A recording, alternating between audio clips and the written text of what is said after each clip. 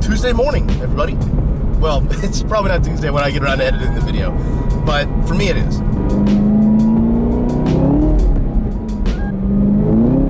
It's a freaking absolutely nasty day. I live in Georgia, obviously, and we're about to get hit by this hurricane, which it's coming up through the inside of Florida, which means that as soon as it hits land, it'll dissipate. I appreciate everyone who's been sending me messages, making sure that I'm fine. Like, a hurricane has almost zero effect on me now at this point, like, because I did get a lot of messages like, hey Dan, just want to make sure you're not gonna die.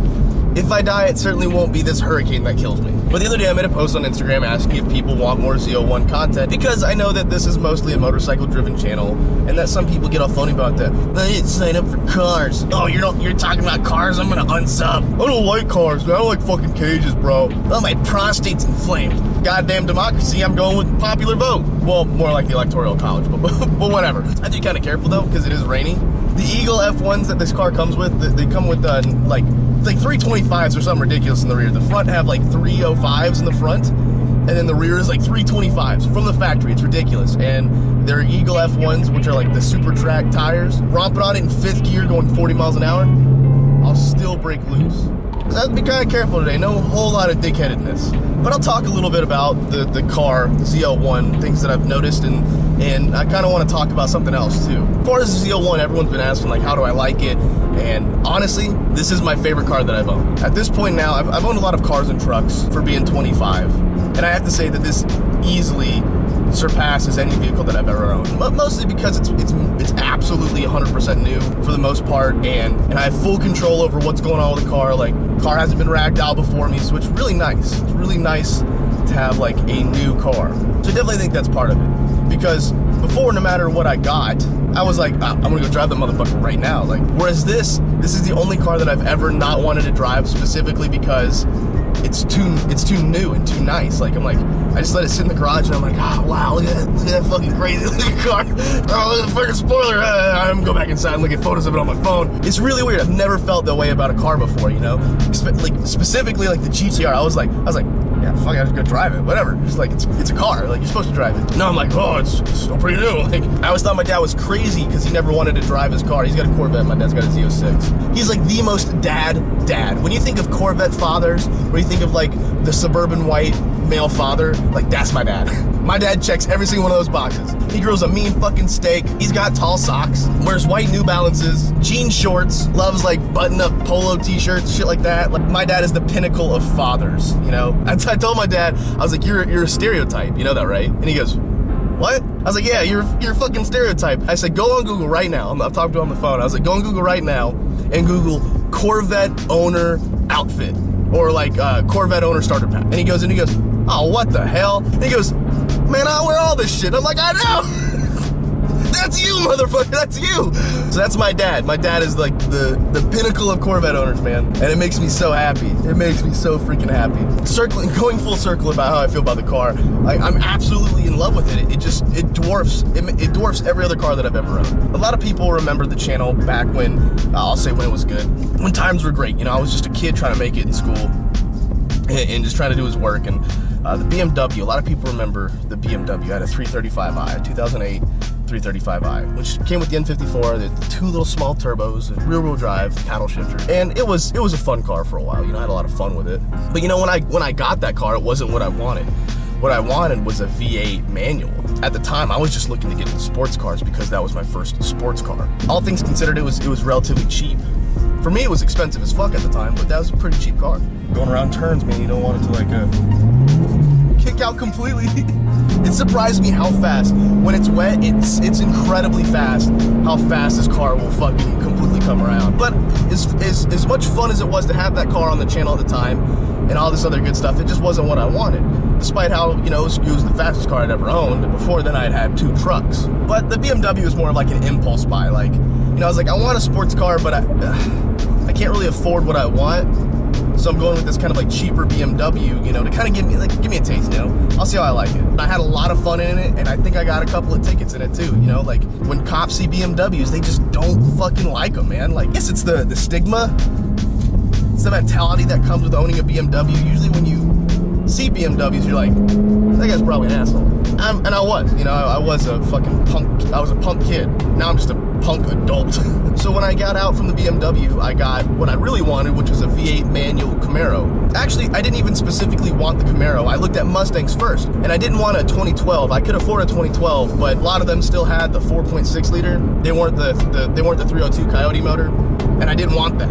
I wanted the 5 liter. So I did my best to stay away from those Mustangs because I couldn't afford them. At the time, I could really only afford like a $30-something car and still be able to pay my bills and live happily. You know what I'm saying? So I found a Camaro, a 2013 1LE Camaro, but it's orange, and that's exactly what I wanted in a car. V8 rear-wheel drive manual, and that was before I really kind of gave two shits about Chevy. And then I got the Corvette, which I absolutely loved even more than the Camaro. I drove that car way harder than I've driven any other car in my life. The Camaro got beat to shit. You know, I blew the clutch out on it before I sold it. Matter of fact, when it got to the dealership, when I traded it in, the clutch went out as they were moving it from the parking spot that I parked it in. Like, crazy how the timing worked. So I really liked the Corvette. As a matter of fact, I had no intentions of getting rid of the Corvette. But I did in fact wrap it around a pole, go figure. By the way, there was a court case about that whole shit. I got ticketed for that for failure to maintain lane, but once I explained to them, I went to them I got it checked out by 2 different shops, and they both agreed on the exact same thing that I told you guys about, how it failed. And I showed them, I said, hey look, this is, because I never updated you guys about this, but when I went to court for the failure to maintain lane ticket, I was like, this is what happened, I've got 2 shops that both verified this, and they're like, oh yeah, no, fuck it, and dismissed it entirely. Voided the ticket, everything was good. So there's the final wrap up on the Corvette. Really had no intentions of getting rid of it ever, to be honest with you guys. I really like that car, and if I was gonna get another car, I was gonna get another car on top of the Corvette in the long-term future, you know what I'm saying? Then came the GTR, which is a fanboy car of mine that I've wanted ever since I was a kid. I think everyone kind of goes to that whole like, oh my god, the GTR is the best car in the whole fucking world. But that's why I said it's on paper a cool car, because the experience is completely different than what I was expecting. I thought that just having a fast car was gonna sedate me, and it wasn't enough. I was still hungry, you know? Don't get me wrong, the GTR was fast, it was fun, it was excellent at handling just about anything I threw at it, you know? I drove it way too fucking hard in the mountains on radials, for instance. Like, I drove the piss out of the GTR too. I constantly, I couldn't stay out of the fucking pedal in that car. It was just so easy to go fast in that car. A lot of people gave me shit for saying that the GTR is easy to drive. I presume these are all 12-year-olds who have never driven a GTR or even really seen one in person. I'll tell you again right now, the GTR is easy to drive. You, at age who fucking cares, could drive it like a pro track driver right now, especially in stock or low horsepower conditions. You'd be hard pressed to find yourself in a situation that you can't handle, because the GTR is just so good at handling that kind of shit. And it's not really like there's a whole lot of super crazy intelligent electronics that prevent you from completely fucking yourself on the GTR. It's just such a stable car. It's a good car. It's a well-built performance car. It just doesn't really have any character to it. There's no real enjoyment of driving it. It's just point and shoot. You know, it's the exact same experience every time. Whereas when I switch into something like this, every time I drive it, it's a completely different experience. As a matter of fact, I've heard from a lot of GTR owners themselves, specifically another GTR owner who swapped his 2012 GTR for a 2018 1LE. He did the exact same thing I did, the 2018, the ZL1 1LE. So I felt like my opinion was a little bit more validated, because I think that most people look like I'm a fucking moron when I'm like, yeah, I traded my GTR for a Camaro, and they're like, you just blowing from stupid town? What's wrong with you? But those are people who, unless they have the experience to drive both of them themselves, will never understand. I can't fault someone else for having their own opinion. I can't be like, no, your opinion's dumb. Unless it comes down to like pedophilia. You know, there's like this whole movement right now of people are like, pedophilia is LGBTQ. No, it's not, you fucking child rapist. That's way off the handle. We need to stay away from that right now. Oh yeah, little kids are a sexual preference, dude. It's 2018. Kill yourself. So here's the quick. A lot of people ask, how do I enjoy the car? Or how does it compare? One of the biggest comments I hear about this particular Camaro, the ZL1 1LE, is that the ride is very stiff, or it's a bad ride, or it's not comfortable to ride in.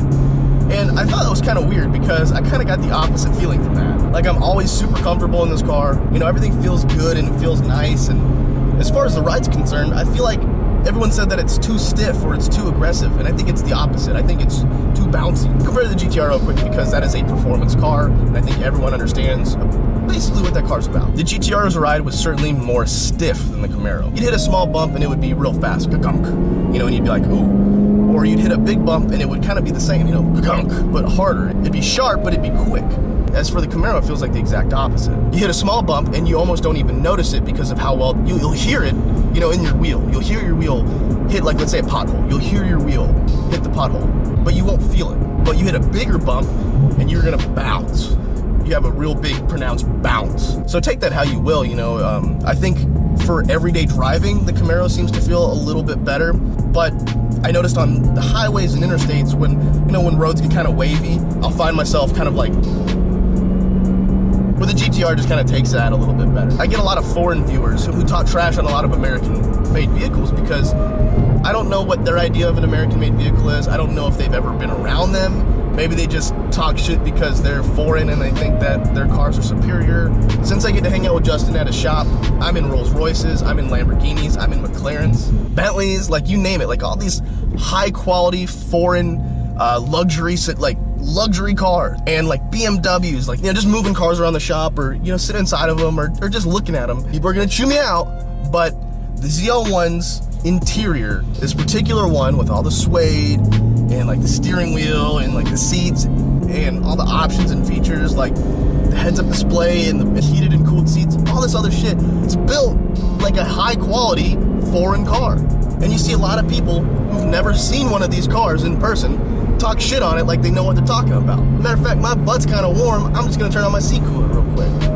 My taint is refreshed. But then again, it better be fucking nice. This is a $75,000 Camaro. And I'm not just saying that to defend my American freedom and try to validate the American sports car compared to Europeans. Who cares? But I'm trying to convey this to people who don't have a chance to see one of these. I'm not one of those people who believes that domestic is always better than foreign. I know that American-made vehicles, especially in the past, have bad reputations. For instance, Chevy has had how many recalls over the years? Hashtag Team Recall.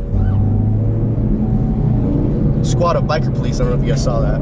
I don't know, I can't describe it to you guys. It's my own personal preference. For the price and what you get, it's a good deal. It's a good deal. Man, what a time to be alive right now, right? If you're into muscle cars or sports cars, or if you're into motorcycles, or if you're into airplanes, like, what a fucking incredible time to be alive. You know, we have like 700, 800, 1200 horsepower cars coming from the factory, you know? Look at the Dodge Demon, it's 800 horsepower from the factory on race gas. What? I'm not a huge Dodge fan when it comes to their cars, but that's insane, you know? That's insane. The amount of work and power it used to take to get you to like 400 horsepower in the 80s, oh, it's absurd. The new ZL1 Corvette comes with like 755 horsepower, I believe, from the factory. It's just fucking insane. The Camaro has 650 horsepower, has the same supercharged engine as the Corvette. It's ridiculous. It's unreasonable now that I think about it. And Chevrolet and Dodge is like, fuck it, make more of them, more power. And nowadays they're built so well and much more stable that any 50-year-old dude who's never driven a fast car in his life can go down to the Dodge dealership and pick up a Hellcat or pick up a Corvette, and just like the technology behind the fucking traction control and systems like that are just so stable and smart that they can just fucking full floor it and be okay, you know? It's gonna get a little bit better from here, but I have a weird feeling that once electric takes over, fossil fuels are gonna be very hard to justify getting for fast vehicles. Maybe another 30 years, you know? Before it's like, why do you have an alcohol dragster? Why do you gas? You have a gas car, your car's gas? Are you fucking stupid? My Tesla does 0 to 60 and now. Right now. I think we should just enjoy it while it lasts, you know?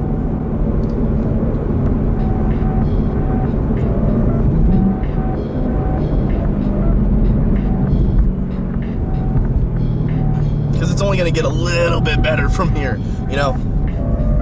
When Chevrolet or Dodge or whoever puts out that first 1,000 horsepower from the factory car, I'm not talking about the Exorcist that's made from Hennessy. You know, I'm not talking about any stuff like that. I'm talking about welcome to the new Dodge Go Fuck Yourself. 1,001 horsepower from the factory with the warranty. Does 0 to 60 in like, it's still like in the fours, but still. The new Chevrolet Corvette Widowmaker comes with 1,010 horsepower from the factory and your own fresh pair of Chevrolet jean shorts. Anyway, guys, I think I'm gonna end this video here. I've done nothing but bitch for the past couple of hours, so hope you guys enjoyed it, and I will see you guys in the next video.